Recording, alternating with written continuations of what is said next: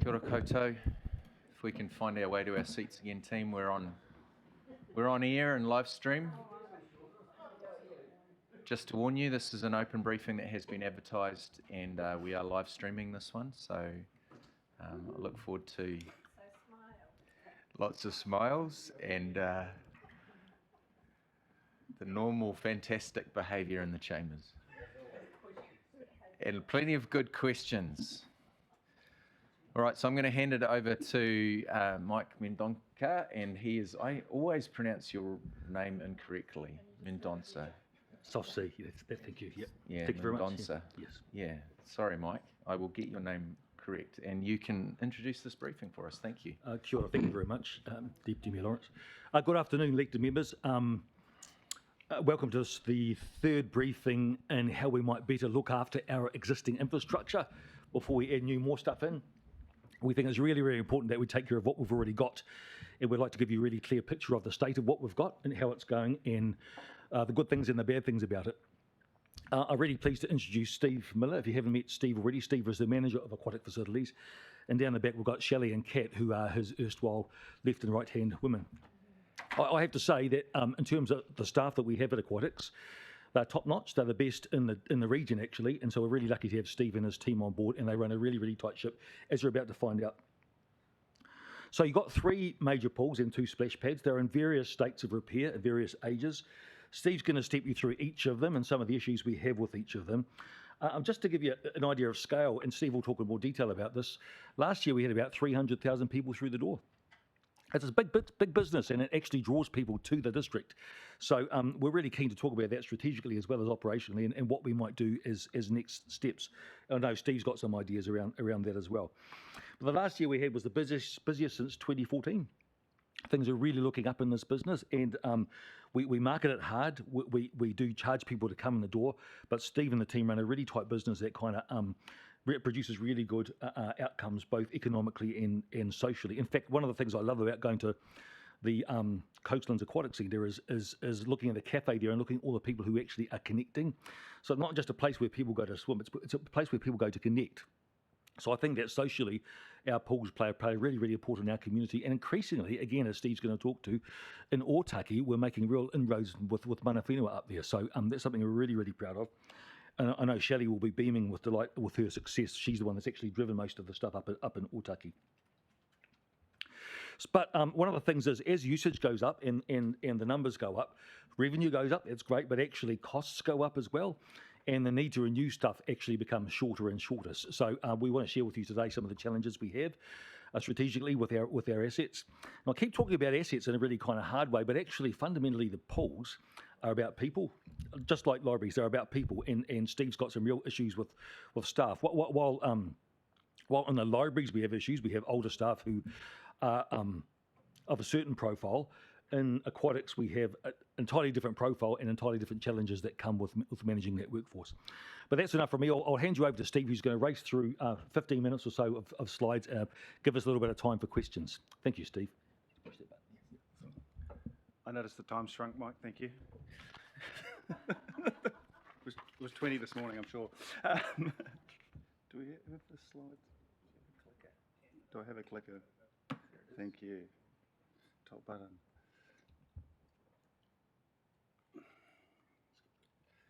Coastlands Aquatic Centre. So I'd just like to start by talking about our KPIs as a business for aquatics. So our KPIs are Pool Safe, which is a national pool standard that requires accreditation each year. We're assessed each year and audited each year.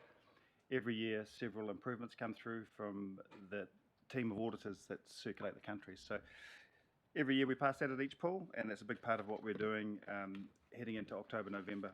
It's also a training opportunity for some of our team leaders. The other KPI that's important to us is our resident satisfaction survey, which is greater than 85%. Like the libraries, we share pretty good results here. We're generally mid-90s, which is a reflection on, I guess, the services we provide and the standard of the facilities. Excuse me. Our KPI for visits is 290,000. Last year was our busiest, as Mike alluded to. Learned to swim registrations is 3,200. We don't often hit that target, and a lot of that's about capacity for us because we cannot actually fit that many individual registrations in our lanes due to capacity issues, and I'll talk a little bit later on about how we make sure that we get our water safety out to the community in different ways. The pools are ratepayer funded 75% and user fees funded 25%. And obviously we have user fees and charges every year. If I start by talking about Otaki Pool, so Otaki Pool, Harotai Park, great setting with sports clubs around us, the tennis and squash club, but also in the summer it's a hive of activity for the sports fields. It's built by the community in 1970, I believe. It features a 33-metre pool, which is slightly too shallow for competitive use, and we have a 15-metre toddlers programs pool, which is beach access, which we can run some smaller programs in for Learn to Swim. Our visitor numbers there are about 55,000 a year and growing. Our Learn to Swim participation up there is about 1,300, with about 2,000 school kid visits through education outside the classroom, which is generally a mix of recreation and water safety for us. One of the key successes for us has been in the last 12 months has been the increase in delivery of Te Reo Māori Learn to Swim lessons, fully immersed. We had several cracks at it, but we've been finally able to secure a workforce and pull it together and created enough momentum after COVID to basically have a waiting list for it now. So that's something that I want to acknowledge Shelley and her team for up there. That's quite a challenge. Our main users up there are the Titans Swim Club, the Surf Club, and the Canoe Polo Club. The events that we've reinvigorated, I guess, with Shelley's move up there have been, in the last 12 months, we had the Otaki Try, which I think was about 120 participants, and I encourage you all to enter as a team next year. Thank you. We had the Vibes Youth.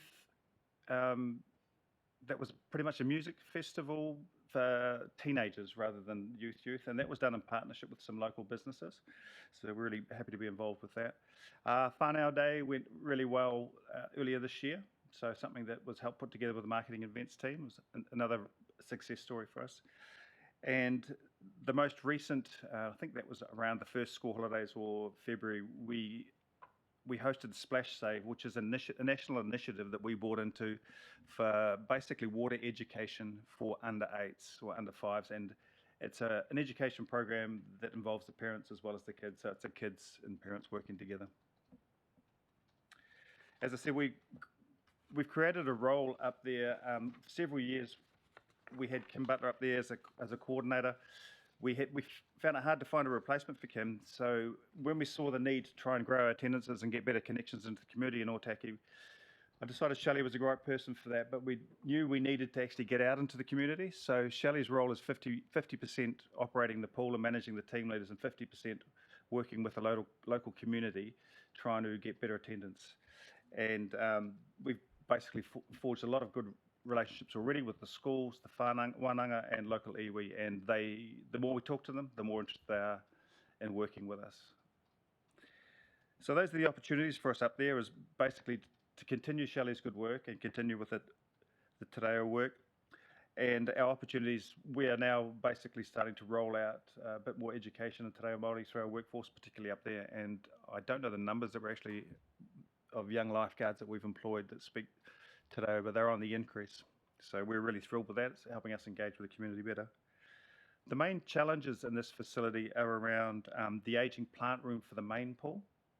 The main pool is quite old. In the refurbishment to 16 to 17, we put in a new splash pad and we separated the water treatment from the toddlers pool to the main pool. A new plant room was built for that, and that's in great condition and is operating well. Staffing's always an issue for us, and it's not staff performance, it's actually just getting staff and training them. It's where, we're actually probably the biggest trainers of staff around the region with the amount of people we put through the aquatics. It's CO2 reduction's a big issue for us up there. We've got plans on the boil to try and get rid of our gas boiler. But that's proven to be quite challenging because the infrastructure is not necessarily at our door to do that. So there's some timing issues there that we're looking at. The condition of the assets are pretty much a tale of two different buildings. So the first building being the main pool hall, which is in very good condition. It's only 6 years old, that asset. Last year we repainted last year we repainted the pool entirely and resealed that. So that's about a $160,000 job for the pool. It's similar at Waikanae. It's a similar pool construction, so concrete painted with seals. And as I said before, the new plant room's in great condition.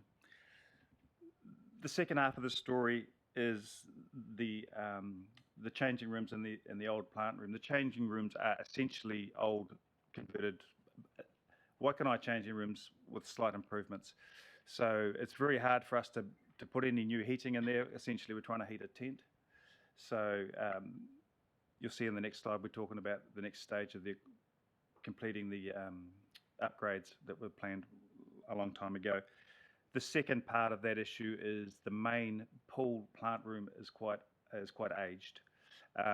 Last year, I did a significant amount of work on the filters, knowing that it would be some time before we could spend money to invest in capital there. But we essentially nursed that pool along. The heating, we have 300 kilowatts of heating up there. In the winter, we cannot heat the pool and the air to the correct temperature. So Shelley's regularly managing feedback about a 24-degree pool in winter. So it's something that we need to deal with, and we're working on strategies to deal with that now. This is where we've landed with Otaki Pool. We had a look at 3 different configurations. If you have a look at the plan, the eastern end of the pool is where we'd like to move our amenities block to. We want to do this for several reasons. The first one is we won't have to close the pool for 14 months and to do that. So there's revenue loss there, as well as all the good work in building our attendances. There's several health and safety issues that this will solve. When we put in the splash pad, part of the promise to the community was they would have free access to the toilets. This has led to little kids running off the splash pad, running through the pool unsupervised, and at times jumping in the pool. And on a busy day, we're relying on parents to supervise the young kids, and they basically can't get there quick enough. So it'll solve that problem for us. Commercially, it provides some opportunities to offset the cost of running the pool, because I'd like to put a kiosk retail on the eastern end that will service the other sports clubs users, as well as the splash pad, which is obviously free to use and quite popular in the summer. These changes are staged, and they will also support a change of energy source to heat pumps to degas the facility. And we're also looking at putting in some underground services. So if we have a business case down the path in the future, we'll be able to make some modifications to that pool so it can be swum in or dived in competitively. So there's potentially 3 stages to that development, and much of it will depend on the business case around usage and what we need to do for the pool and the plant room.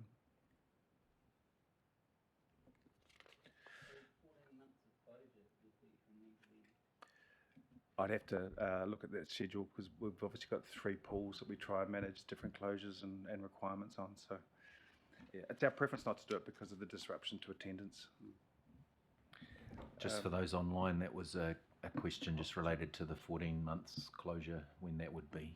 So that was the answer that was provided just then. Okay. Sorry. Coastlands Aquatics Centre, an award-winning facility that we've celebrating 10 years with. So it's won awards for its environmental friendliness, it's won awards for its service, it's won awards for its accessibility, and it's won awards for its lifeguard team. So it really is kind of the jewel in the crown for the region. We have about 213,000 visits last year, which was our busiest year. Depending on closures, it ranges from 190 to that new figure. Our Learn to Swim is about 1,800 individual registrations, and we put about 7,000 different kids through 7,000 kids visits through from the different schools, and schools come from as far as Whitbeatty and Pororoa to come up to us. Our programs are aquafitness, bespoke therapy classes, the sport spa and the sauna are very popular for us. We've just refurbished the whole spa, which cost us probably $30,000. Our events, so our fun events are the fitness events, Sound Splash for the kids, which pretty much sells out every time. Recently, we added movies in the pool, which was a huge success. We're playing Jaws in the pool with support of Coastlands. I was trying to get a video of that in this presentation, but I ran out of time. Very successful. And those are the things that we need to continue to try and grow, because for us, it's all about utilisation and recreation. The community user groups, the Raptors, Raumati Swim Club, are one of the founding swim clubs. The Titans have some squad swimming down there. The Surf Club, water polo comes and goes depending on how much involvement's in there. We're always trying to support the water polo. And we have the Special Olympics coming out of there. Because of its accessibility, we have a lot of other community groups or socially funded groups that come in with swimmers of different abilities, so they're supported. And competitive events are pretty much run by the local swim clubs or the surf club, and Swim Wellington has been bringing a lot of events to us because of the state of the pools in the region at the moment, being that our pool is 25 metres and many of them were built slightly short, so they couldn't run events that would hold records. Our challenges are pretty much pressure on lane space at peak times. Health and safety is becoming an issue for us with the heat. If those of you that have sat poolside with your kids, it does get very warm in there, so we try and control the pool environment to 27 degrees. That's efficient for the building, it's efficient for heating, but we get the convection through the roof, so there's no UV, but we get convection, and that becomes quite uncomfortable for patrons and for our lifeguards. So we're turning our minds to how we can reduce some of that in the coming 12 months. I don't have the answers at the moment. Our CapEx renewal load is increasing as the facility gets to 10 years old. I was pleased to hear the positive feedback last week when we had many people visit. The facility is still looking in fantastic condition, but these things have a curve life, and it's starting to head on the downward. As our premier facility, it's incumbent upon us to basically keep it in top condition for tourists and visitors and the community. So that's what our plan's about. We have escalating costs, staff, energy, critical maintenance, and energy. Well, gas, chemicals, energy, and staff, and the critical maintenance. I'll talk a little bit more about our operating costs as we go through. Our opportunities, we've always had an asset management plan for this facility, but we've just done a full condition assessment and putting this into software so we can better manage our asset and maintenance plans, which is going to be more important as we move forward and the facility ages. Growing off-peak utilisation is important to us, and we're looking at different ways we can do that. Better use of the facility management software that we installed in 2018. We were early adopters of that software, I think the first in the country. We're not necessarily getting the best out of that now, so we're looking at ways to improve access and efficiencies with that. And we're starting to turn our mind to stage 2 and perhaps a feasibility study of what that might look like.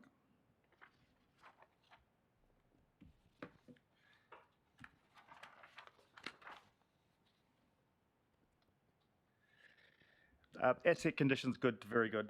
In fact, it's great, but it does have some quite bespoke pieces of equipment in there that we need to be mindful of maintaining. So 25, 26, 27 is quite a bit of CapEx required for us. In the slide, you'll see the overhead glue-in beams that are all timber specialised beams that won an award for that design. Sealing those is quite an expensive exercise, and that's due 26, 27, depending on the condition of them. The floor you can see the kids walking on needs total rebroadcasting, which is quite a big job as well, so we'll have a significant closure. And items under the floor that you can't see under the pool, there's an array of stainless steel cables, pulleys, levers, and drives that are quite expensive for us to maintain, and that will be sorted out at that time. The other part of that cost is the floor, for example. The technicians come in from the Netherlands to do that. We haven't done it in the last few years because I've got a dive team that can do it, and we've been able to work remotely, but there will come a time when we need to fly these guys in and do that sort of work. The Vector roof is serviced out of Australia, so that's in good condition, but we need to stay on top of that. If that deflates, we have like 10 minutes, 15 minutes to get our generator out there and pump it up and get the compressor running. So it's in good condition. I've had lots of talks with the guys about the maintenance of it, and we're generally happy with that. So that's the Coastlands Aquatics Centre. Waikanae Pool. So it's probably the crowd favourite, to be fair. So we pretty much get, depending on the weather, the same sort of numbers through Waikanae Pool as we get through Otaki Pool. It's a 20-week season. We're funded for 20 weeks. We have 3 weeks commissioning and 3 weeks decommissioning either side. And we have a window of opportunity between seasons to paint pools and do concourses and this type of stuff, which is very much weather dependent. It's quite a profitable pool compared to the others because of the high numbers we get through there. Beloved by schools and community groups. Again, we get schools from all over the region. We get visitors from as far as Levin and Wellington coming out to visit us. We get busloads turning up unannounced. So while it's fantastic, they're also part of our staff challenges. So the challenges for us in that facility are the unpredictable crowds turning up by their busload, anticipating the crowds and controlling the numbers. Public behaviour is generally pretty good, but the two challenges we have with public behaviour is in the heat. The odd person smuggles in a little bit of alcohol. It's not too bad a deal, but it's really about parents supervising their kids in what they think is a park more than a swimming pool. So that's something that we're always on our toes with. We have some issues with the toddlers pool filtration system there because of the massive use it gets. During the peak season, it takes two of my staff off poolside for up to 45 minutes to backwash it, sometimes twice a day. So I'm looking to address that this season quite quickly. The main pool water treatment is quite aged. We have done upgrades in the past to the water treatment, but it's really the main pool that's going to be our next piece of work. It's very similar to Otaki Pool, being a very similar age. We celebrated 50 years there 2 years ago. The main maintenance items for that facility outside the major ones is every 4 years or so we have to strip the pool right back to a decent service, repaint it. Every 8 years we have to redo all the seals in the concrete so the water doesn't go through to the ground, and then probably every 12 years we have to get everything off and start again. Pretty much all this work we use local contractors for, which is good. So this is not in the long-term plan, but essentially this started as I had some money in the LTP to address some accessibility issues with Waikanae Pool. So Waikanae has two issues where we don't have an accessible entrance in or out and foyer, and also we didn't have a decent accessible changing facility. As soon as we started looking at it, it triggered everything that basically just unearthed. Too much to talk about really, but so essentially we decided we would go back to the drawing board with a new amenity block. We are going to move our access to between the two buildings. We're looking to put solar power on the roof of that amenity block, so that'll cover the estimate we've got. It will cover the running of the fridges, the freezers, the computers, the printers, and all the staff amenities. We haven't touched the plant room, because literally as soon as I touch that, we're probably at $500,000 to get services across the road to deal with it. So we need to put some more thought to that. The Waikanae facility is at capacity for usage for the infrastructure that's there. The other part of this plan we've removed the spa pool, but the spa pool was well past end of life and made no economic sense at all. So we'd like to integrate some soak pools rather than spa pools into the new development, but again, because there'll be extra requirement for pumps, etc., that draw current, so that won't be happening until we upgrade the infrastructure. Yeah.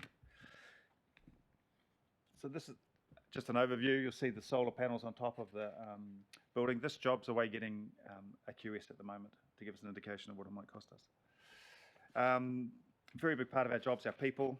We've got about 103 on the books at the moment. We'll have about 120 staff midsummer. There's not a week go by I'm not recruiting 1 or 2 people. This is not a complaint. This is just an observation, so you guys understand how much resource we have to put to our training. Our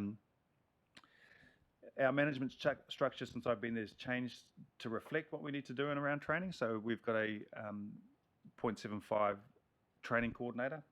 We have a pathways program with leadership training, apprentices. We've put probably 35 people through NZ certificate training lately. We have 3 people that have finished their level 4 qualifications as senior lifeguards. We've got another 4 on the books. So we're actually quite proud of that work. People come to us at 16, 17. We give them jobs. We teach them how to lifeguard. They get first aid qualifications. They get taught work ethic. Often they end up in university with us, and then we are starting to teach them leadership skills, management skills, supervision skills. So we feel we're contributing quite a lot in that space, and it's one of the things we're very keen to continue.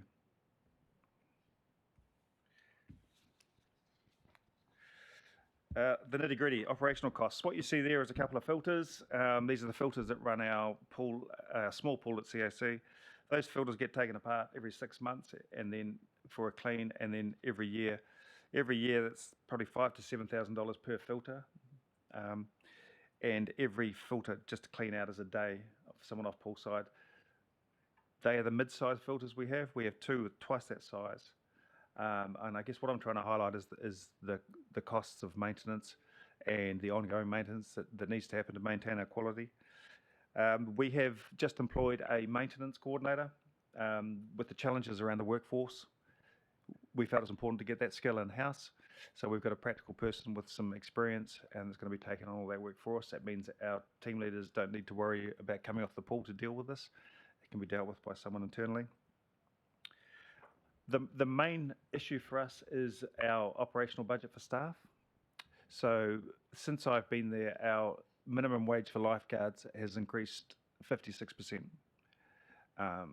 I have not had a 56% increase in funding for salaries, so that's something that we're looking to address. Obviously, everyone knows how quickly the minimum wage moved.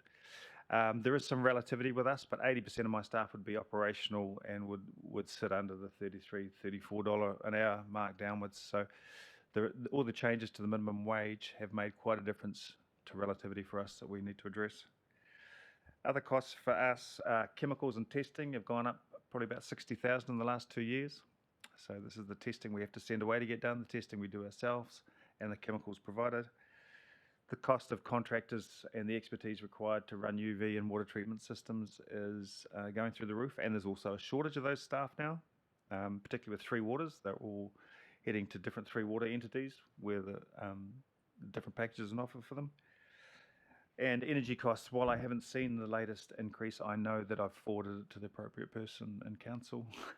Our gas prices have gone up considerably, which is another good motivation for degassing. CO2 shortages have not only been a problem for the beer makers, that's a problem for us. So CO2 controls the pH levels of our pool, and with the shortages, those costs have increased as well. I think they are mainly our main cost pressures. We're not looking to add a whole lot of costs. We're looking to do a real good job of what we've got, maintaining it and looking after it. I've added a slide about sustainability just so the council's two biggest emitters for gas at the moment are Otaki Pool Boiler and Waikanae Pool Boiler. So we've been wringing our hands about how to deal with it given the local infrastructure that's required to even put them in. So we're basically getting a consultant to give us a strategy to degas the pools. But I think we should be comfortable in knowing that some of the initiatives shown early by the building of CAC, we already have a roof that's very energy efficient and contributes. Our technology for managing the building system, we have a computerized building management system. We're just about to put some metering through all our facilities to measure our energy usage so we can assess whatever we're doing. And also on the sustainability side of things, we've renewed all our pool covers and made sure they're going on so there's no heating loss, and we minimise our heating requirements. Any lighting we're changing to LEDs as they come into life. So basically doing whatever we can. And the last one for us is water usage. So some of the changes we've made to filtration systems reduce the amount of water that goes down the pipes and is wasted. Just a couple of slides to finish on. A flying fox, part of our 10th birthday celebrations. I just really wanted to show that we're a place for all ages and all stages. Classic Matty. Yeah, leave it on the last slide.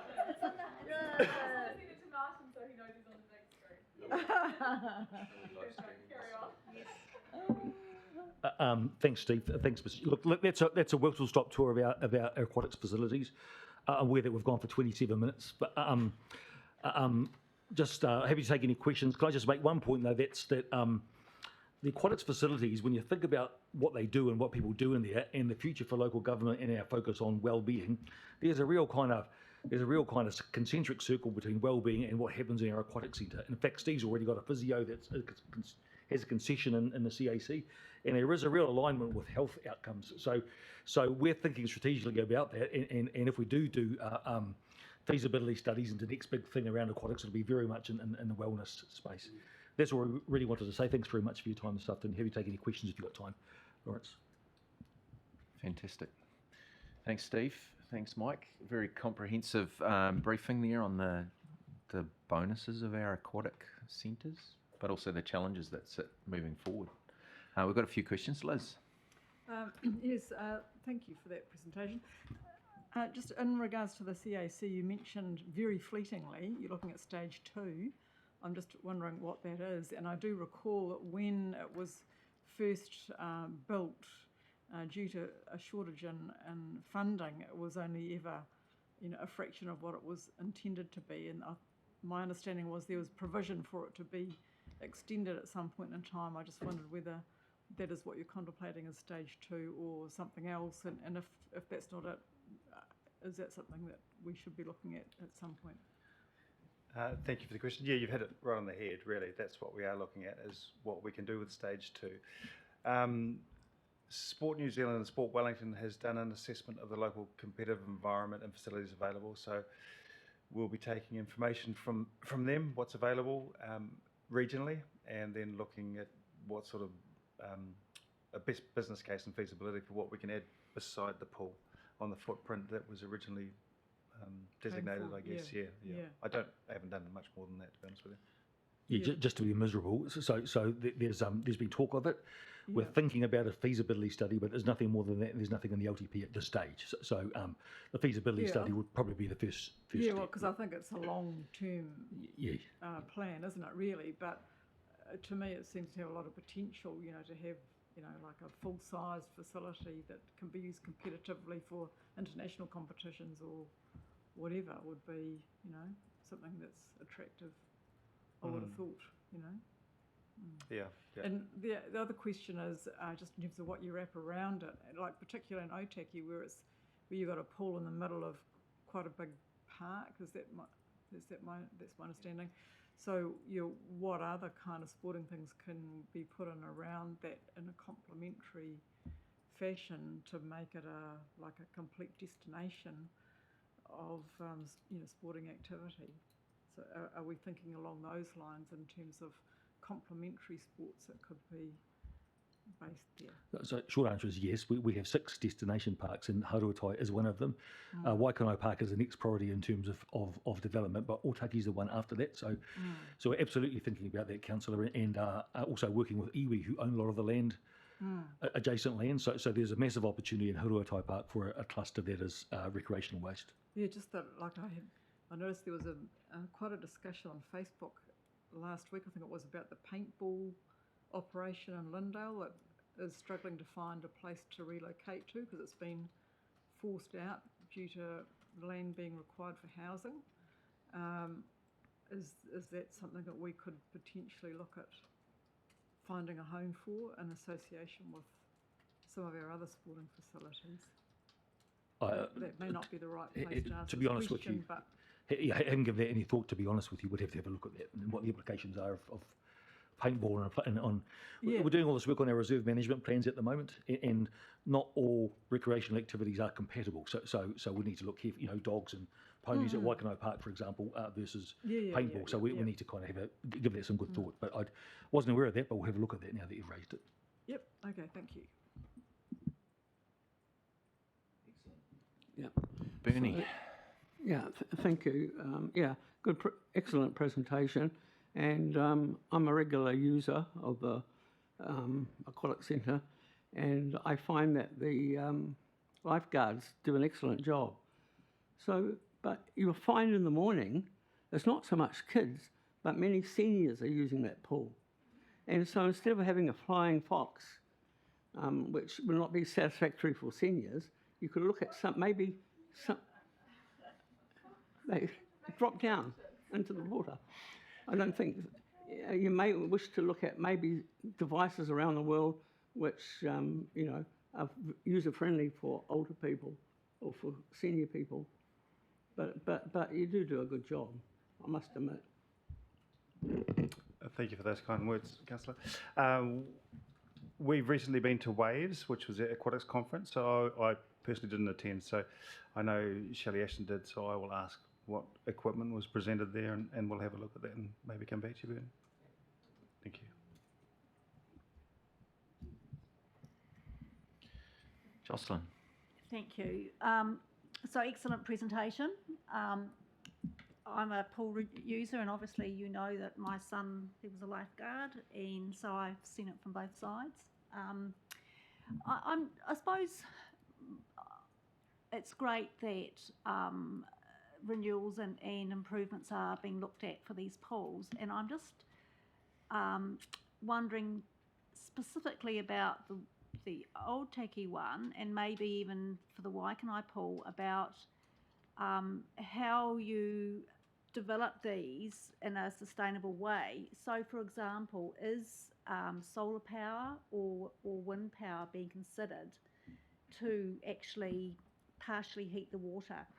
Because even us, not necessarily totally heating it to the temperature required, but removing some of that, adding some of that heat to it, must save money. And obviously you've got to weigh up how much it costs as well. And I suppose even when you're saying about the pool here, that there's extra heat there, you're trying to get rid of it. Is there a way that it can be used to actually put into the water to heat it?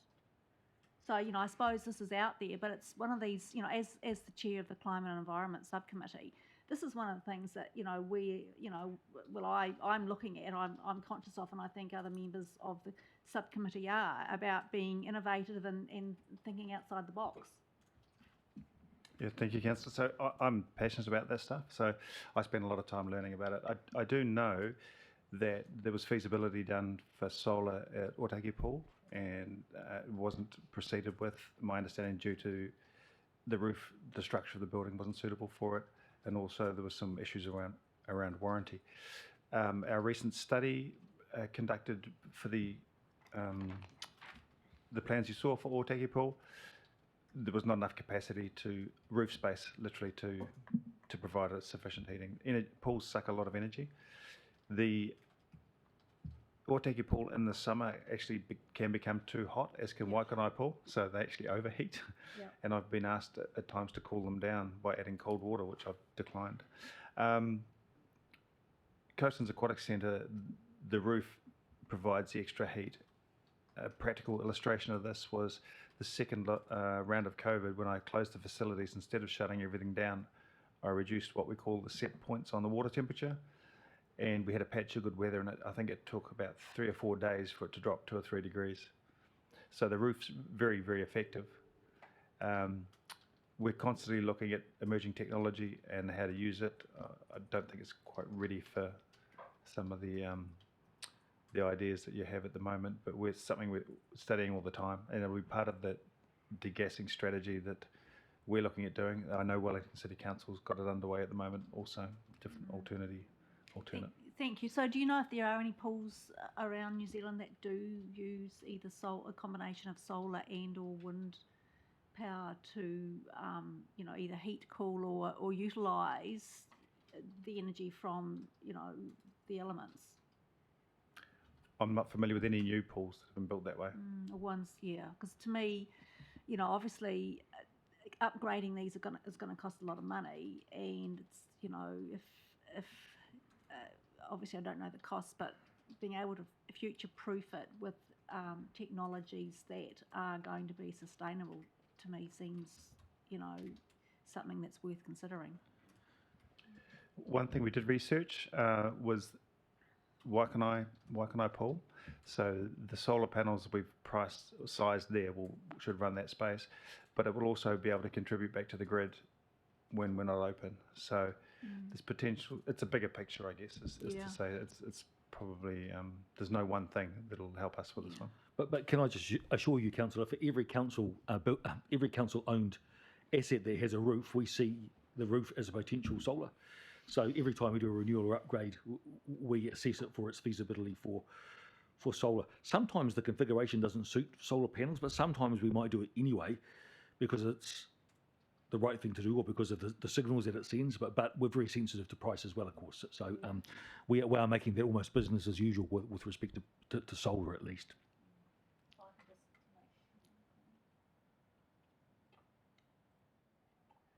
So I suppose with the revamping of the reception area at Waikanai Pool, I don't know whether that's a completely new building or whether or not there is scope there to ensure that solar panels, for example, could be used in there, because certainly it's, that's probably the right angle.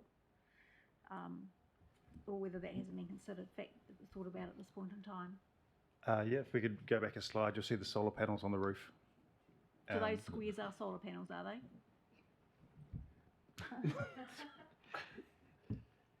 Yes, Okay. those squares are solar panels. Okay. Essentially, anything over 10 kilowatts triggers some compliance for us. Anything under 10 kilowatts, we can feed back into that building.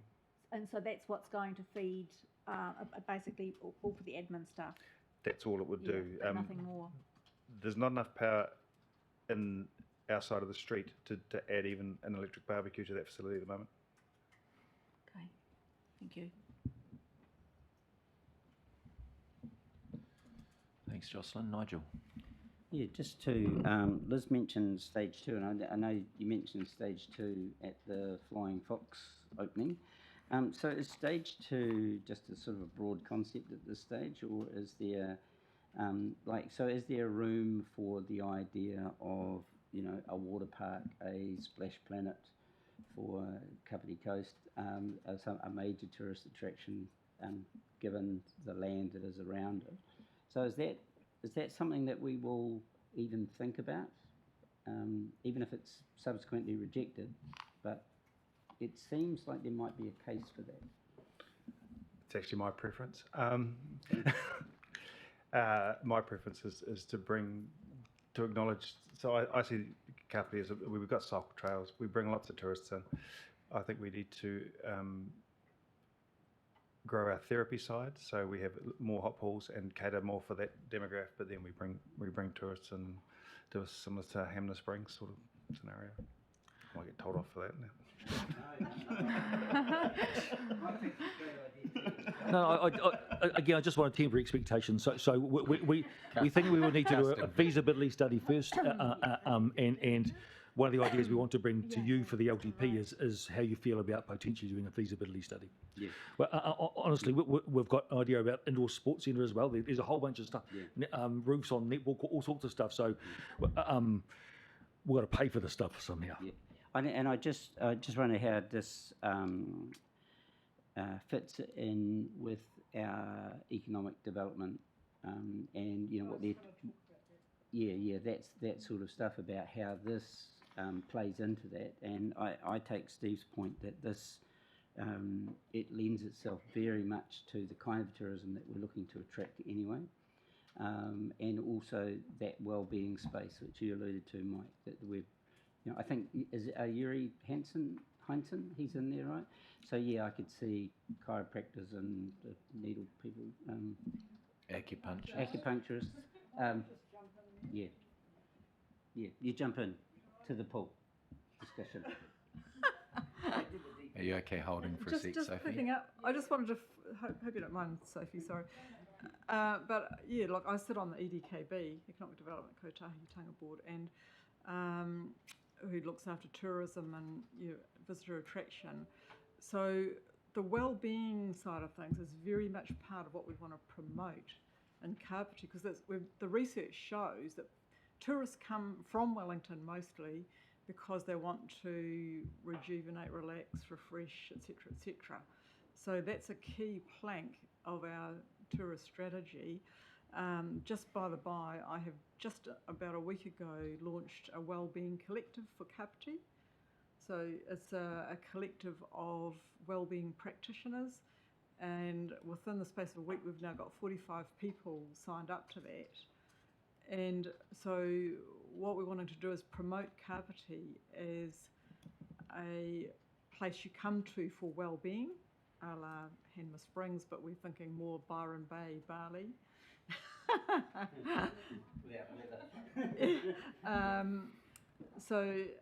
But also that collective is designed to improve wellbeing in Kapiti for people who live in Kapiti. So to me, that's a very good fit. So what you're talking about there in terms of that stage 2, if I was sort of thinking, enlarging the pool to make it, for international competition. But if it's more along the lines of that kind of well-being thing, then it would be really good to link that in to what we're doing in the EDKB and the Tourism Advisory Board and this Wellbeing Collective as part of that whole scenario. So when you do come back to council with that, or if you're doing your feasibility study, please bring those elements in, because I think that would strengthen your case.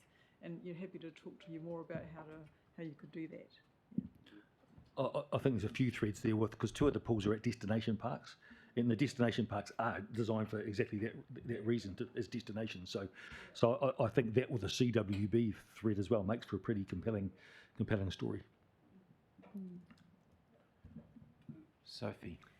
Yeah, I just had a really brief comment really to support Councillor Pravanov's kōrero around the sustainability and emissions reduction space, but it sounds like, Steve, you're right across that, and enjoy learning more and seeing what can be done, so that's great. And the other plug I wanted to give is for having a manu pool. Every single time I'm at the pool, the amount of people who are either doing manus off the side of the pool, which I'm presuming they're allowed to do. Do you know what a manu is? It's kind of like a certain type of bomb. It's a bomb. Where you kind of go in a V and then it makes this massive splash. But it's super cool though, because you've got these older guys teaching the young ones how to do the manus, and they go back at the same time and they kind of get mentored and they get better and better, and then you hold an empty plastic bottle and see how high you can. It's massive. And in Tūrangi they've got a specific manu pool, and it is a genuine, so many people go there just to do manus. So are we enabling the ability to do manus in the pool? I'll answer. I've got some good news for you, Councillor. I actually visited, one of our past team leaders is running Linwood Pool, and they've actually got a specific manu pool, the only one in Christchurch. But the good news is the Flying Fox ramp that we had built specifically is 1.7 metres high, so they can manu off that. Cheap as. Thank you, Councillor. I was selected in my photos. On that fantastic note of manus, Bernie's going to offer to do one. No. Later. Later. Yeah. He said later. That's recorded, eh? Later. Yeah. He said later. It's okay. Just a point that I remember a few years ago, we had a problem that when we let out the pool to, I think, outsiders, for swimming groups, outside of Kapiti, and you charge them a fee, people complain. The residents started complaining. So as long as you keep the balance, have you had any complaints from residents that they can't use a pool because it's used by outsiders? Yeah, thank you, Councillor. We haven't had any complaints lately, and I suspect as long as we're on point with our communications to our customers, and people don't arrive anticipating a swim, then we should be okay. We've hosted a lot of events this year because of the condition of the Wellington pools and had excellent feedback. So we're going to continue to try and attract those, but we don't host too many events. I think a busy year for us would be 6. And many of the events are short course on a Saturday afternoon where it doesn't disrupt too many of the regulars.